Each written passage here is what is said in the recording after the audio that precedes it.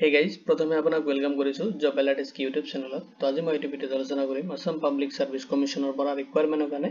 Notification আহিছে আৰু তাৰ কমপ্লিট ডিটেইলছ মই আপোনাক এই ভিডিঅ'ত প্ৰভাইড কৰিম। প্ৰথমতে আপুনি ভিডিঅ'টো কমপ্লিট চাই ল'ব, তাৰ পিছত যদি কোনো ধৰণৰ কোৱেশ্চন থাকে আপুনি এই ভিডিঅ'ৰ কমেন্ট সেকশনত কমেন্ট কৰি দিব। তাহক দেৰি নকৰি আজি ভিডিঅ'টো আৰম্ভ কৰো। প্ৰথমতে আপুনি যিকোনো ব্ৰাউজাৰ এটা ওপেন কৰি ল'ব আৰু তাতে আপুনি সাৰ্চ কৰিব apsc.nic.in সাৰ্চ কৰিলে আসাম পাব্লিক সাৰ্ভিস কমিশনৰ যেটো অফিশিয়াল ওয়েবসাইট আছে এটা আপুনি ডাইৰেক্ট ভিজিট কৰিব পাৰিব। এতিয়া চাওক Assam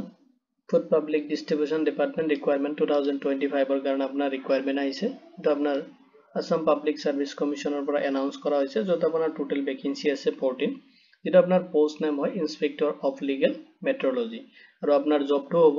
food public distribution and consumer affair ডিপাৰ্টমেন্টৰ কাৰণে। যদি আপুনি ইন্টাৰেস্টেড এন্ড এলিজিবল হয় বাকি ডিটেইলছ খিনি মই প্ৰভাইড কৰি আছো, এইখিনি আপুনি চেক কৰিব পাৰিব। এতিয়া চাওক প্ৰথমতে ভ্যাকেন্সি ডিটেইলছ খিনি চাই লওক, যত আপোনাৰ টোটাল ভ্যাকেন্সি দি আছে 14 আৰু ভ্যাকেন্সি সমূহ ক্যাটেগৰি ওয়াইজ ডিস্ট্ৰিবিউশন কৰি দিয়া আছে। জেনাৰেল ক্যান্ডিডেটছৰ কাৰণে দি আছে 7, ওবিসি অবলিক এমওবিসি ক্যান্ডিডেটৰ কাৰণে দি আছে 3,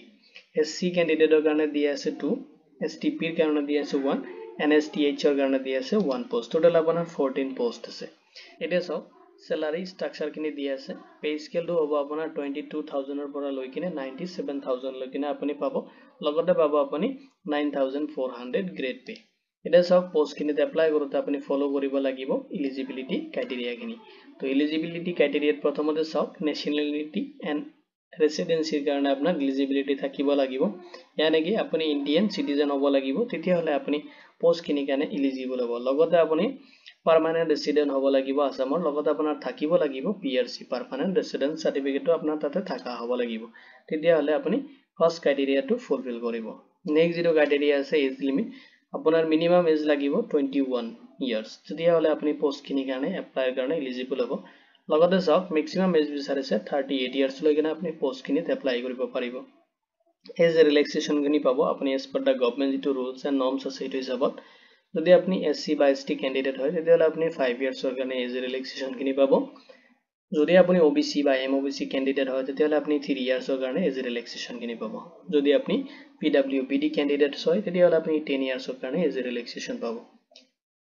নেক্সট চাওক আপুনি ফলো কৰিব লাগিব এডুকেশনাল কোৱালিফিকেশন খিনি। যদি আপুনি ব্যাচেলাৰ্স ডিগ্ৰী কমপ্লিট কৰিছে সায়েন্সৰ পৰা, লগত আপোনাৰ ফিজিক্স সাবজেক্ট আছিল, তেতিয়াহলে আপনি পোষ্ট খিনি কাৰণে এলিজিবল এণ্ড আপনি এপ্লাই কৰিব পাৰিব। নেক্সট চাওক যদি আপুনি ব্যাচেলাৰ্স ডিগ্ৰী ইন ইঞ্জিনিয়াৰিং কমপ্লিট কৰিছে যিকোনো ৰিকগনাইজড ইউনিভাৰ্সিটিৰ পৰা, তথাপি আপুনি পোষ্ট খিনিৰ কাৰণে এলিজিবল এণ্ড আপুনি এপ্লাই কৰিব পাৰিব। এতিয়া চাওক এপ্লিকেশন ফি দি আছে আৰু এপ্লিকেশন কৰোতে আপুনি এপ্লিকেশন ফিটো পেমেন্ট কৰিব লাগিব, যেটো ক্যাটেগৰি ওয়াইজ ডিভাইড কৰি দি আছে। যদি আপুনি জেনাৰেল ক্যান্ডিডেটছ হয় তেতিয়াহলে আপুনি পেমেন্ট কৰিব লাগিব 297.20 रुपीस। নেক্সট চাওক যদি আপুনি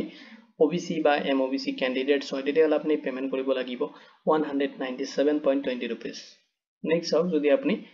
SC বা ST বা BPL বা PWBD ক্যান্ডিডেটছ হয় তেতিয়াহলে আপুনি পেমেন্ট কৰিব লাগিব 47.20 रुपीस। যিখিনি পেমেন্ট আপুনি অনলাইনত কৰিব লাগিব।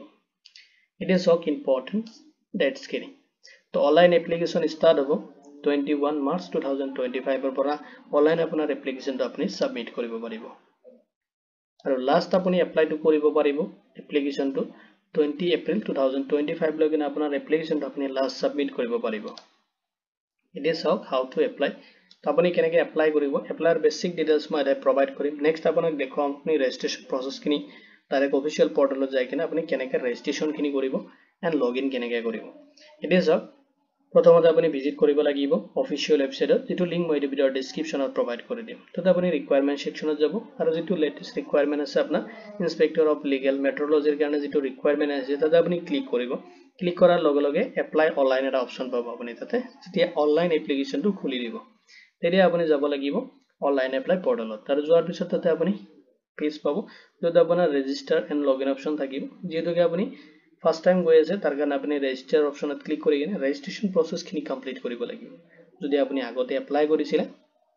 APSC কোনো ধৰণৰ পোষ্টত তেতিয়াহলে আপুনি লগইন অপশনত যাব আৰু বাকি ডিটেইলছ খিনি মই আপোনাক পৰ্টেলত দেখাম। এতিয়া চাওক নিউ ৰেজিষ্ট্ৰেচনৰ প্ৰসেস খিনি মই আপোনাক প্ৰভাইড কৰি আছো।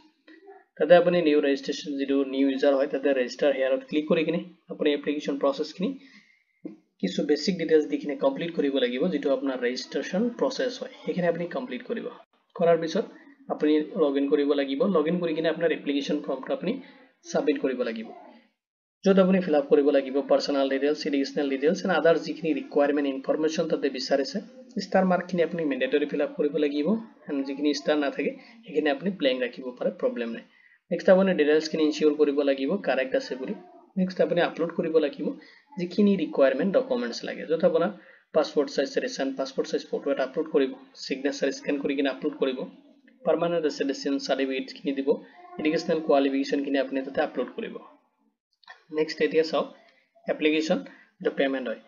তো আপুনি পেমেন্ট কৰিব লাগিব যেটো ক্যাটাগৰি ওয়াইজ পেমেন্ট দি আছে সেইখিনি পেমেন্ট আপুনি debit card credit card net banking বা ইউপিআই থ্ৰু আপোনাৰ পেমেন্ট খিনি আপুনি কমপ্লিট কৰিব পাৰিব নেক্সট আপুনি সাবমিট দিব লাগিব আপোনাৰ এপ্লিকেশনটো ফাইনাল আৰু ফাইনাল সাবমিট দিয়াৰ পিছত এজ এ ফিউচাৰ ৰেফাৰেন্সৰ কাৰণে আপোনাৰ যেটো এপ্লিকেশন একনলেজমেন্ট ৰিসিপ্ট লগতে আপোনাৰ যেটো পেমেন্ট ৰিসিপ্ট হয় আপুনি এজ এ ফিউচাৰ ৰেফাৰেন্সৰ কাৰণে প্ৰিন্ট আউট ৰাখিব আপোনাৰ তাত এতিয়া চাওক সিলেকশন প্ৰসেস তো এপ্লিকেশন কৰাৰ পিছত আপোনাৰ যেটো সিলেকশন প্ৰসেস হয় ফাৰ্স্ট স্টেপত আপোনাৰ ৰিটেন এক্সামিনেশন হ'ব নেক্সট আপোনাৰ ইন্টাৰভিউ এণ্ড থাৰ্ড আপোনাৰ ডকুমেন্টছ ভেৰিফিকেশন হ'ব তিনিটা স্টেপত আপোনাৰ সিলেকশন প্ৰসেস কমপ্লিট হ'ব এতিয়া চাওক ইম্পৰ্টেন্ট লিংকস খিনি তো অফিশিয়াল ওয়েবসাইটৰ লিংক মই এইটো ভিডিঅ ডেসক্ৰিপচনত প্ৰভাইড কৰি দিম আপুনি ক্লিক কৰিলে আসাম পাব্লিক সাৰ্ভিস কমিশনৰ যেটো অফিশিয়াল ওয়েবসাইট আছে তাতে আপুনি ভিজিট কৰিব পাৰিব অফিশিয়াল নোটিফিকেশনটো মই অলৰেডি জব এলাৰ্ট এসকে পৰ্টেলত আপডেট কৰি দিছো যেটো লিংক মই এইটো ভিডিঅ ডেসক্ৰিপচনত প্ৰভাইড কৰি দিম আপুনি তাতে ক্লিক কৰিলে আমাৰ পৰ্টেলত ভিজিট কৰিব পাৰিব আৰু তাতে আপুনি এপ্লাইৰ পৰা লৈ কিনে যিখিনি important link and important details খিনি মই সিস্টেমেটিক তাতে অলৰেডি আপডেট কৰি থৈছো আপুনি তাতে চেক আউট কৰিব পাৰে এতিয়া চাওক আপুনি অনলাইন এপ্লিকেশনটো কেনেকৈ কৰিব তাৰে বেসিক ডিটেইলছ মই প্ৰভাইড কৰিম তো এতিয়া চাওক আমাৰ যেতিয়া জব এলাৰ্ট এসকে পৰ্টেলত আপুনি ভিজিট কৰিব তাতে আপুনি অনলাইন এপ্লাই এটা অপচন পাব আৰু অনলাইন যেটো এপ্লাই অপচন আছে তাতে আপুনি যদি ক্লিক কৰে ক্লিক কৰাৰ লগে লগে আপুনি এইটো পেজত আহিব পাৰিব আৰু এইটো পেজত আহাৰ পিছত চাওক যদি আপুনি আগতে এপ্লাই কৰিছিলে তেতিয়া হলে আপুনি আপোনাৰ মোবাইল নাম্বাৰ বা ইমেইল আইডিটো আপুনি প্ৰথমতে ফিল আপ কৰিব নেক্সট আপুনি আপোনাৰ পাসওয়াৰ্ড যেটো সেট কৰিছিলে এইটো পাসওয়াৰ্ড আপুনি দিব নেক্সট আপোনাৰ যেটো ক্যাপচাৰ এটা আছে মতত আছে বেলেগ আপোনাৰ তাত বেলেগ আহিব ক্যাপচাৰ দি কিনে আপুনি লগইন কৰি কিনে আপোনাৰ যেটো এপ্লিকেশন ফৰ্ম হয় এখিনি আপুনি কমপ্লিট সাবমিট কৰি কিনে আপোনাৰ পেমেন্ট খিনি কৰি কিনে সাবমিট কৰিব এতিয়া চাওক যদি আপুনি নিউ ইউজাৰ হয় আপুনি নতুনকৈ এপ্লাই কৰি আছে এতিয়া চাওক নিউ ইউজাৰ ৰেজিষ্টাৰ হিয়াৰ অপচন এটা দি আছে জাস্ট আপুনি এতে ক্লিক কৰিব ক্লিক কৰাৰ লগে লগে যেটো আপোনাৰ ৰেজিষ্টাৰ যেটো পেজ হয় এটা ওপেন হৈ যাব এতিয়া চাওক প্ৰথমতে আপুনি ফুল নেম দিব এজ পাৰ আপোনাৰ যেটো এডুকেশনাল কোয়ালিফিকেশন ডকুমেন্টছ আছে এইটো হিচাপত আপোনাৰ ফুল নেমটো আপুনি প্ৰথমতে দিব নেক্সট আপুনি দিব লাগিব আপোনাৰ ফাদাৰস নেমটো এজ পাৰ দা যেটো আপোনাৰ এডুকেশনাল ডকুমেন্টছ আছে এইটো হিচাপত আপুনি ডিটেইলছ খিনি আপুনি ফিল আপ কৰিব যাতে কোনো ধৰণৰ মিস্টেক নহয় কাৰণ আপুনি ৰেজিষ্ট্ৰেচনত যদি এবাৰ মিস্টেক কৰে তেতিয়াহলে আপুনি লগইন অপচনত যাই কিনে বা এডিট অপচন কৰি এডিট কৰিব নোৱাৰিব বাকি ডিটেইলছ খিনি কৰিব পাৰিব এডুকেশনাল বাকি কিন্তু ৰেজিষ্ট্ৰেচন ডিটেইলছ খিনি আপুনি কাৰেকচন কৰিব নোৱাৰিব এই কাৰণে আপুনি প্ৰপাৰলি ৰেজিষ্ট্ৰেচন প্ৰসেস খিনি ভালকে কৰিব এণ্ড কেয়াৰফুলি কৰিব নেক্সট আপুনি চাওক দিব লাগিব আপোনাৰ মাদাৰস নেমটো ডকুমেন্টছ হিচাপত দিব নেক্সট আপুনি সিলেক্ট কৰিব আপোনাৰ যেটো জেন্ডাৰ হয় আপুনি জেন্ডাৰটো সিলেক্ট কৰিব ড্ৰপ ডাউনত ক্লিক কৰিলে ড্ৰপ ডাউনত আপোনাৰ জেন্ডাৰটো আহি যাব আপুনি সিলেক্ট কৰিব নেক্সট আপুনি দিব লাগিব এটা ইমেইল আইডি যেটো এক্টিভ ইমেইল আইডি আপুনি ইউজ কৰি আছে হেতু ইমেইল আইডি আপুনি এতে এন্টাৰ কৰিব নেক্সট আপুনি দিব লাগিব মোবাইল নাম্বাৰ যেটো এক্টিভ মোবাইল নাম্বাৰ আছে আপোনাৰ তাত কাৰণ ওটিপি ভেৰিফিকেশন হ'ব এটো মোবাইলৰ পৰা সেইকাৰণে আপুনি এটা ভ্যালিড মোবাইল নাম্বাৰ দিব নেক্সট আপুনি ডেট অফ বাৰ্থ ইয়াৰ পৰা আপুনি সিলেক্ট কৰি লব নেক্সট ইয়াতে চাওক এটো হয় নেশনালিটি ইন্ডিয়ান সিলেক্ট হৈ থাকিব আপুনি এতে একো কৰিব নালাগে আপুনি সিলেক্ট কৰিব লাগিব চাওক ইজ পাৰ্মানেন্ট ৰেসিডেন্ট অফ আসাম তো যদি আপুনি আসামৰ ৰেসিডেন্ট হয় তেতিয়াহলে আপুনি পোষ্টখিনিত এপ্লাই কৰিব পাৰিব সেইকাৰণে আপুনি এতে ইয়েস সিলেক্ট কৰিব নো সিলেক্ট নকৰিব ইয়েস সিলেক্ট কৰিব সদায় ইয়েস সিলেক্ট কৰিব নেক্সট আপুনি সিলেক্ট কৰিব লাগিব কাষ্ট আপোনাৰ যেটো কাষ্ট হয় আপুনি যেটো কাষ্টৰ পৰা বিলং কৰি আছে হেতু কাষ্ট আপুনি ইয়াৰ পৰা সিলেক্ট কৰি লব যেটো ড্ৰপ ডাউনত আহি যাব আপুনি এটো সিলেক্ট কৰিব নেক্সট চাওক যদি আপুনি পিডব্লিউডি ক্যান্ডিডেট হয় তেতিয়াহলে আপুনি ইয়েস সিলেক্ট কৰিব যদি আপুনি নো হয় নো সিলেক্ট কৰিব যদি আপুনি হয় ইয়েস নহলে নাই নো সিলেক্ট কৰি দিব দুটা অপচন আছে সিলেক্ট কৰিব নেক্সট চাওক আপুনি দিব লাগিব পাৰ্মানেন্ট এড্ৰেছ তো আপোনাৰ এড্ৰেছত আপুনি দিব পাৰে ভিলেজ বা টাউন পোষ্ট অফিস পিএস যিখিনি আপোনাৰ এড্ৰেছ হয় ডকুমেন্টছ হিচাপত আপোনাৰ এড্ৰেছখিনি আপুনি তা ফিল আপ কৰি দিব নেক্সট আপুনি চাওক আসাম যেটো হয় স্টেট এটা আপোনাৰ সিলেক্ট হৈ থাকিব যদি আপুনি এতে চাওক নো সিলেক্ট কৰে তেতিয়াহলে আপোনাৰ স্টেটটো ইয়াৰ পৰা সিলেক্ট কৰিব দিব সেইকাৰণে আপুনি ইয়েস সিলেক্ট কৰিব কাৰণ যদি আপুনি নো সিলেক্ট কৰে আপুনি এপ্লাই কৰিব নোৱাৰিব সেইকাৰণে আপুনি ইয়েস সিলেক্ট কৰিব আসাম অটোমেটিক্যালি আহি যাব কাৰণ আপুনি আসামৰ ৰেসিডেন্ট হয় নেক্সট চাওক আপুনি সিলেক্ট কৰিব লাগিব ডিস্ট্ৰিক্ট আপুনি কোনটো ডিস্ট্ৰিক্টৰ পৰা এপ্লাই কৰি আছে যেটো আপোনাৰ ড্ৰপ ডাউন সিলেক্ট কৰিলে অটোমেটিক্যালি ডিস্ট্ৰিক্টৰ লিষ্ট আহি যাব আসামত যিমানখিনি ডিস্ট্ৰিক্ট আছে আপুনি এটো আপোনাৰটো সিলেক্ট কৰিব কৰি কিনে আপুনি পিন কোড যেটো হয় আপোনাৰ যেটো পিন নাম্বাৰ এটা আপুনি এতে দি দিব যেটো আপোনাৰ হয় যে ডকুমেন্টস হিচাপত এটা সব এটা ক্ৰিয়েট কৰিব লাগিব এটা পাসওয়াৰ্ড আপুনি এটা স্ট্ৰং পাসওয়াৰ্ড সেট কৰিব যেটো আপোনাৰ সদায় মনত থাকিব ইউজ কৰে আপুনি নৰমালি অলপ স্ট্ৰং পাসওয়াৰ্ড আপুনি সেট কৰিব পাসওয়াৰ্ডটো প্ৰথমতে দিব নেক্সট আপুনি পাসওয়াৰ্ডটো কনফাৰ্ম কৰিব তেতিয়া আপোনাৰ পাসওয়াৰ্ডটো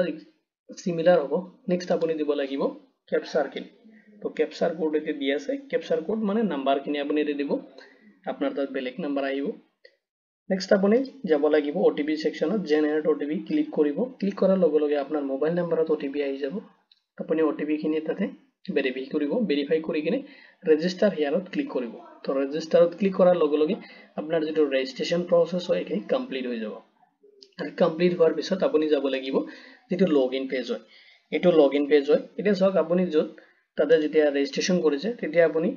যেটো মোবাইল নাম্বাৰ বা ইমেইল আইডি ইউজ কৰিছে যিকোনো এটা আপুনি ইউজ কৰিব যদি মোবাইল ইউজ কৰে মোবাইল নাম্বাৰ নহলে আপুনি ইমেইল আইডি ইউজ কৰিব পাৰে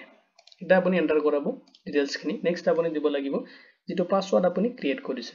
নেক্সট আপুনি দিব লাগিব যেটো আপোনাৰ ক্যাপচাৰ হয় এতে ক্যাপচাৰ নাম্বাৰখিনি দি আছে হেকিনে আপুনি এখানে এতে ফিল আপ কৰিব ফিল আপ কৰাৰ পিছত আপুনি লগইন অপচনত ক্লিক কৰিব লগইন অপচনত ক্লিক কৰি কিনে আপোনাৰ এপ্লিকেশন প্ৰসেস খিনি তাতে কমপ্লিট কৰিব আপোনাৰ যেটো প্ৰফাইল হয় কমপ্লিট আপুনি আপডেট কৰিব কৰি কিনে আপুনি মাই এপ্লিকেশন এন্ড এপ্লিকেশন সেকশন আছে তো প্ৰথমতে আপুনি এপ্লিকেশন সেকশনত যাব ৰিকোয়াৰমেন্টটো সিলেক্ট কৰিব এন্ড এপ্লাই প্ৰসেস খিনি আপুনি কমপ্লিট কৰিব